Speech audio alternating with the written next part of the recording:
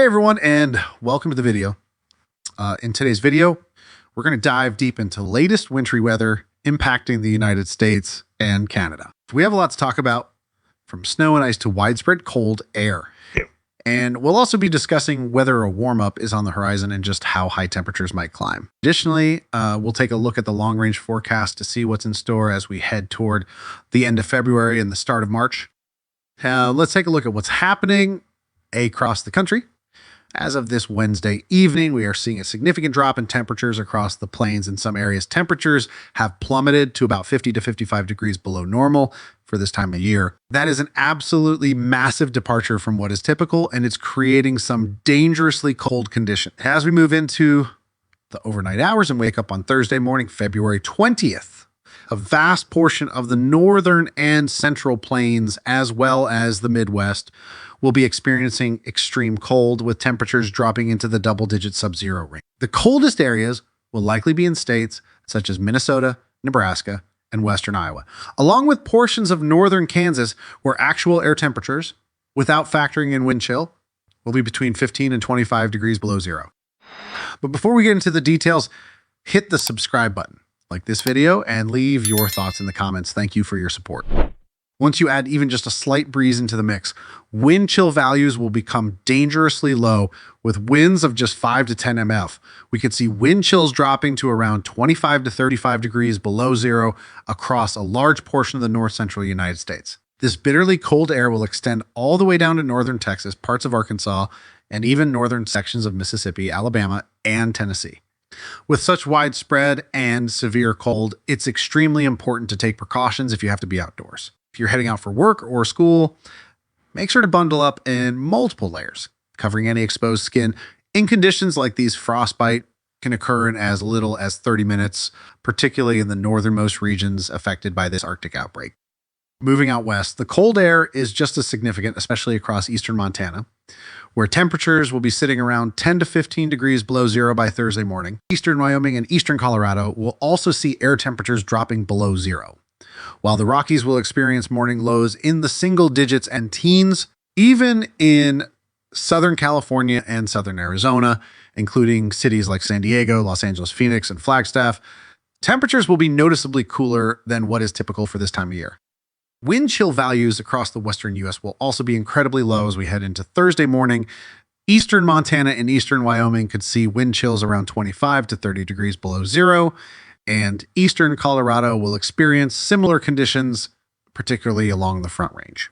Meanwhile, over in the eastern U.S., areas with a deeper snowpack, especially in places like western Maine, New Hampshire, Vermont, and upstate New York, are holding on to much colder air. The nebby snowpack in these regions is acting like a freezer, keeping temperatures significantly colder than surrounding areas. While locations just outside of the snowpack may see temperatures in the single digits or teens, the areas with deeper snow cover will likely remain below zero through the morning hours on Thursday. Wind chills in these regions will be around 10 to 20 degrees below zero. So once again, anyone heading outside should dress appropriately to prevent frostbite and hypothermia. Looking at the broader weather pattern across the country, we continue to track a winter storm that is bringing snow impacts to portions of Virginia, particularly in the eastern part of the state, as well as southern Maryland, Delaware, and even into North Carolina, where a mix of freezing rain and sleet has developed. Meanwhile, further south into South Carolina, Georgia, and Florida, the system is primarily producing rain as it moves offshore. Out west, a new storm system is bringing heavy precipitation to the Pacific Northwest, with both rain and snow falling across Washington, Oregon, and Northern California. As we move into Thursday, snow will expand into portions of Idaho, Nevada, Utah, Wyoming, and Montana. Given how cold it is, much of this snow will be on the lighter, fluffier side, which can accumulate quickly. By Thursday night and into Friday, conditions across much of the U.S. will start to quiet down, with high pressure dominating the central and eastern regions.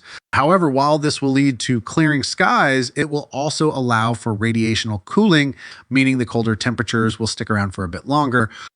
Precipitation-wise, by Friday evening, the heaviest rainfall will be focused along the coastal southeast and the Pacific Northwest. Areas from Seattle to Portland could see around an inch of rain through the end of the week, with higher elevations picking up several inches of snow. In the Ohio Valley Mid-Atlantic, there will be some light snow chances, but nothing too significant. However, Areas near the Great Lakes, particularly in northwestern Indiana and western Michigan, could see some lake effect snow bands setting up, bringing a few inches of fresh accumulation. Heading into the weekend, a shift in the weather pattern begins to take shape. While much of the U.S. will still be on the chilly side, temperatures will start to moderate, and this warming trend will be slow but steady. And by the final week of February, milder air will begin mixing in across the lower 48 and southern Canada. The most significant warm-up will be out west, though higher elevations will still remain relatively cold. While on top of the bitter cold, we've also had a significant amount of snow dropping over the last few days. This is what the observed snowfall totals look like as of 7 a.m. this morning, and some of these numbers are pretty impressive.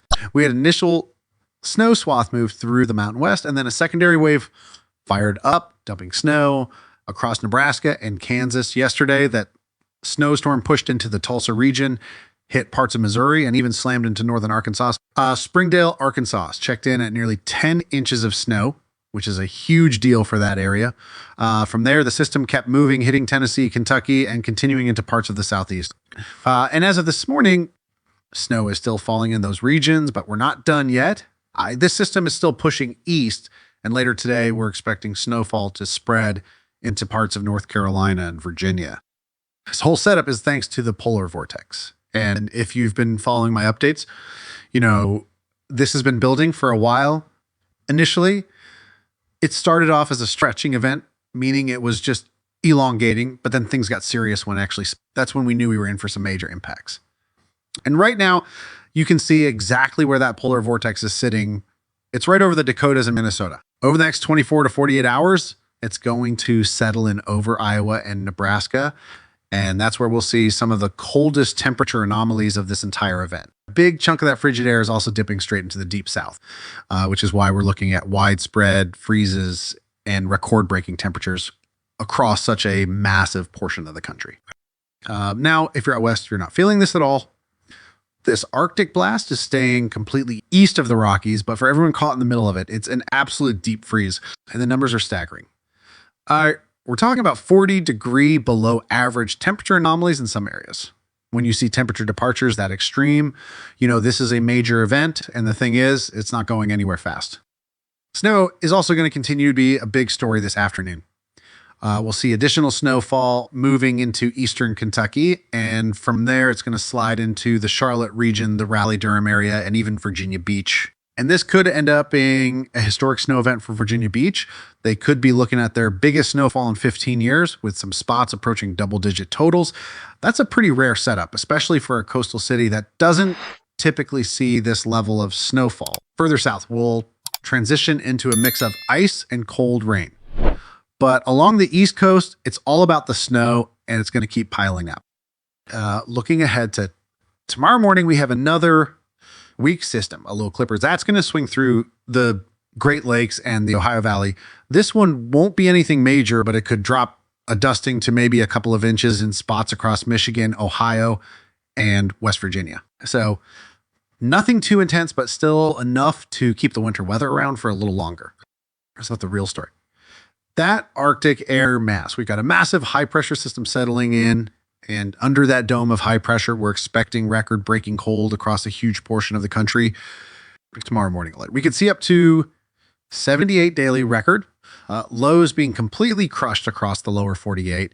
And if we look at where the cold is setting up, it's centered right over the Central Plains. Nebraska, Oklahoma, and Texas are about to get absolutely slammed with brutal cold. In fact, Oklahoma City could see 5 straight days of record-breaking cold, which is an incredibly rare event.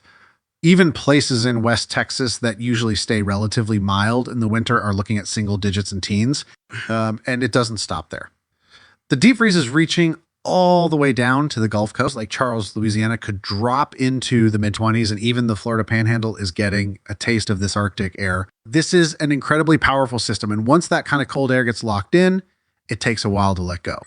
On Friday morning, the Arctic air will still be dominating. The Southeast will be feeling it. The mid-Atlantic will be feeling it, and even some coastal areas that don't usually get this cold could be breaking records. We're talking about widespread single digits and teens stretching from the Ohio Valley to Tennessee, Arkansas, Texas, and beyond. And while we won't see as many records by Saturday, it's still going to be well below average for late February. But now let's talk about what happens after this deep freeze, because there's a dramatic shift coming. By the time we hit the weekend and early next week, the pattern completely flips. Instead of Arctic air, we shift into a zonal flow, which allows the jet stream to lift north. And once that happens, the Arctic air retreats back into Canada where it belongs, and in its place, we get a huge warm up. Temperatures will surge well above average across the Southwest, the South, and even parts of the Midwest.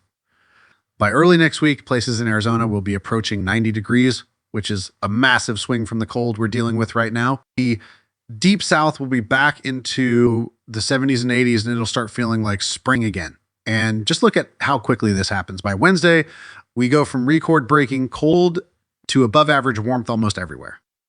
So to sum it all up, we're dealing with an incredibly strong Arctic blast right now, bringing record-breaking cold, widespread freezes, and heavy snow to parts of the country that don't normally see this level of winter weather.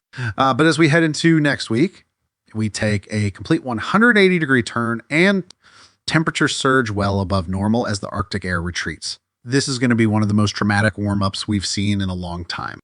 That's your update for today. If you found this helpful, drop a like, hit that subscribe button, and stay tuned for more updates. I'll be tracking everything before, during, and after the storm, so make sure you don't miss the next update. Thanks for watching, and I'll catch you in the next one.